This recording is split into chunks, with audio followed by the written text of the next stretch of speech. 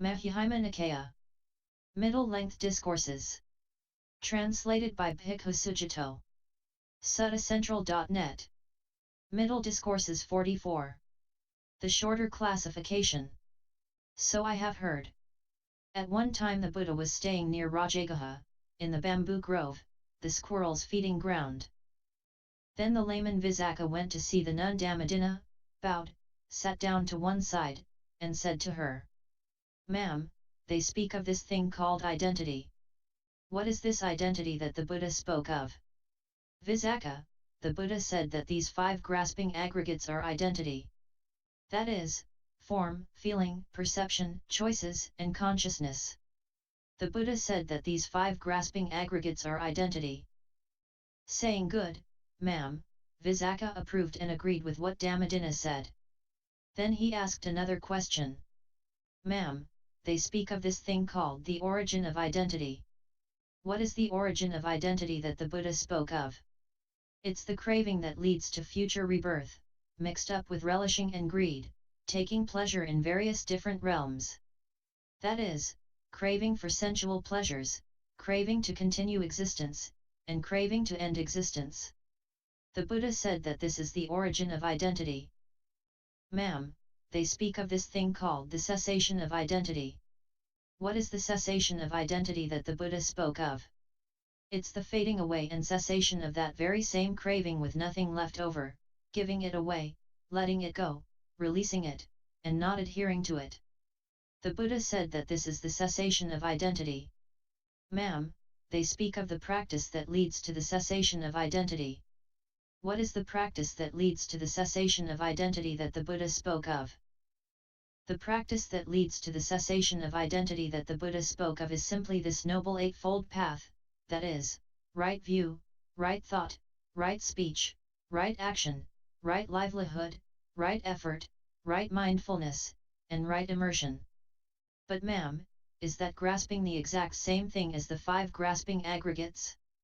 Or is grasping one thing and the 5 grasping aggregates another?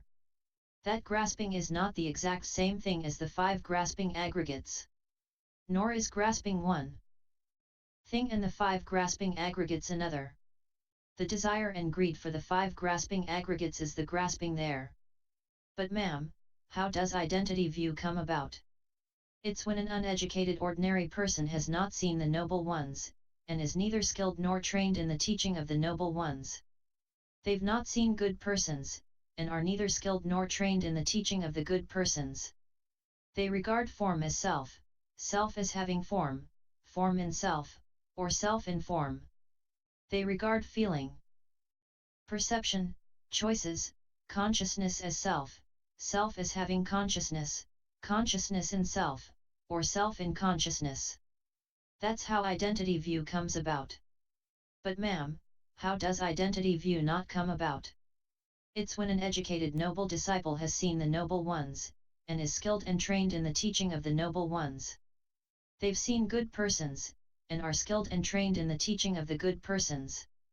They don't regard form as self, self as having form, form in self, or self in form. They don't regard feeling, perception, choices, consciousness as self, self as having consciousness, consciousness in self, or self in consciousness. That's how identity view does not come about. But ma'am, what is the Noble Eightfold Path? It is simply this Noble Eightfold Path, that is, right view, right thought, right speech, right action, right livelihood, right effort, right mindfulness, and right immersion. But ma'am, is the Noble Eightfold Path conditioned or unconditioned? The Noble Eightfold Path is conditioned. Are the 3 practice categories included in the Noble Eightfold Path? Or is the Noble Eightfold Path included in the 3 practice categories? The 3 practice categories are not included in the Noble Eightfold Path. Rather, the Noble Eightfold Path is included in the 3 practice categories. Right speech, right action, and right livelihood, these things are included in the category of ethics. Right effort, right mindfulness, and right immersion, these things are included in the category of immersion. Right view and right thought, these things are included in the category of wisdom. But ma'am, what is immersion? What things are the foundations of immersion? What things are the prerequisites for immersion? What is the development of immersion?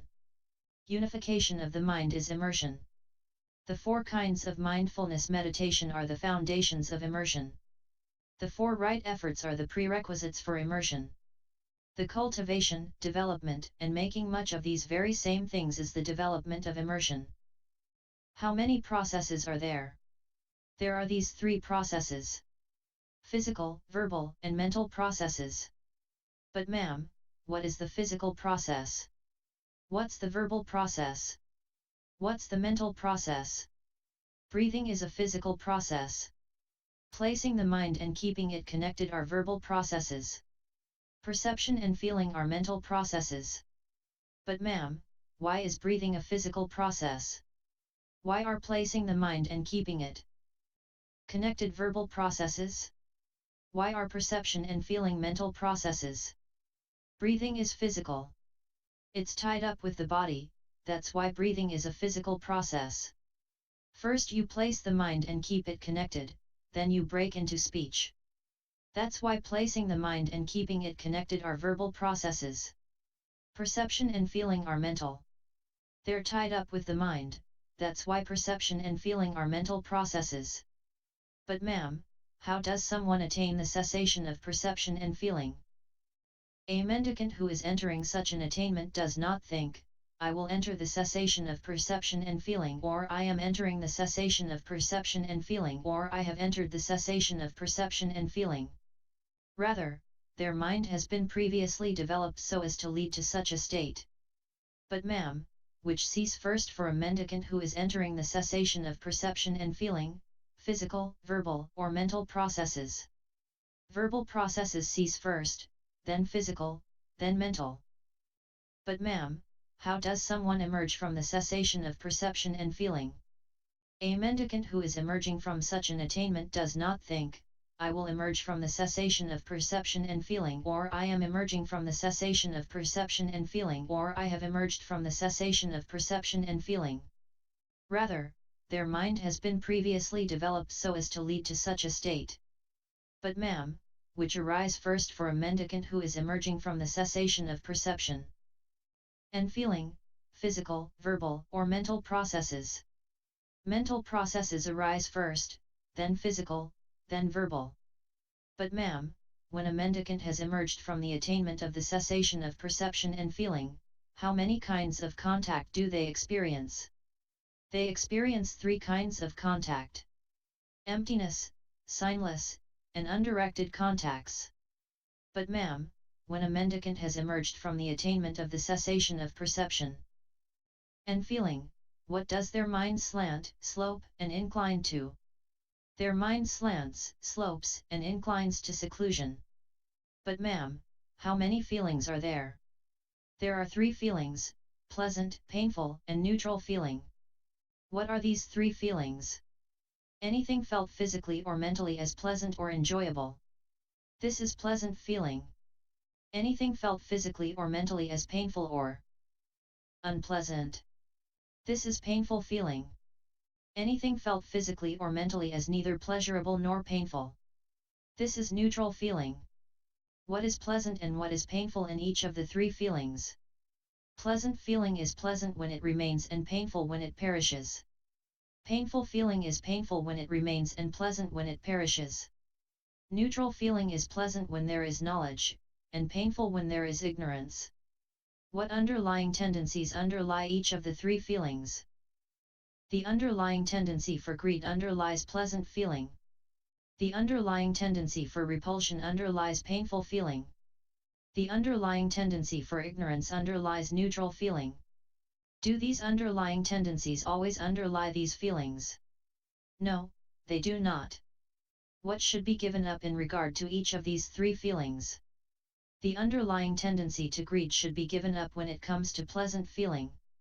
The underlying tendency to repulsion should be given up when it comes to painful feeling. The underlying tendency to ignorance should be given up when it comes to neutral feeling.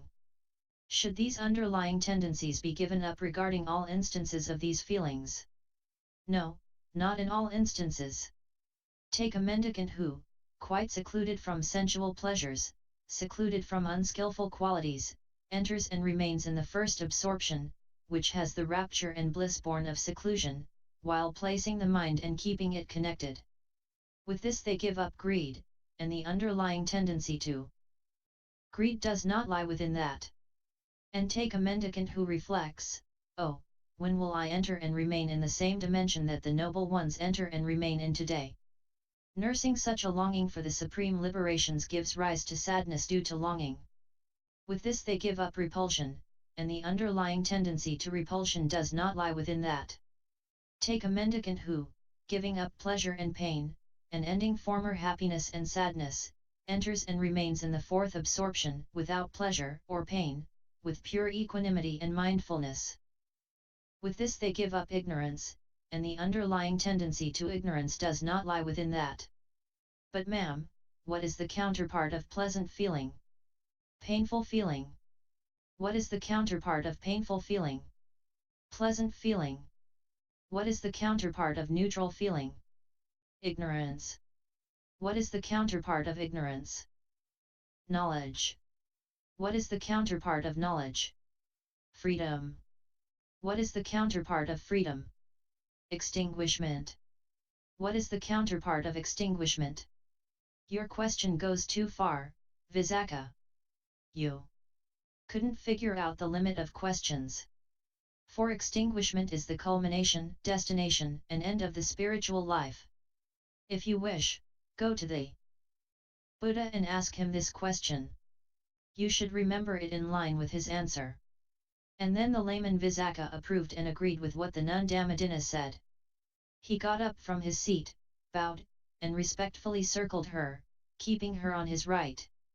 Then he went up to the Buddha, bowed, sat down to one side, and informed the Buddha of all they had discussed.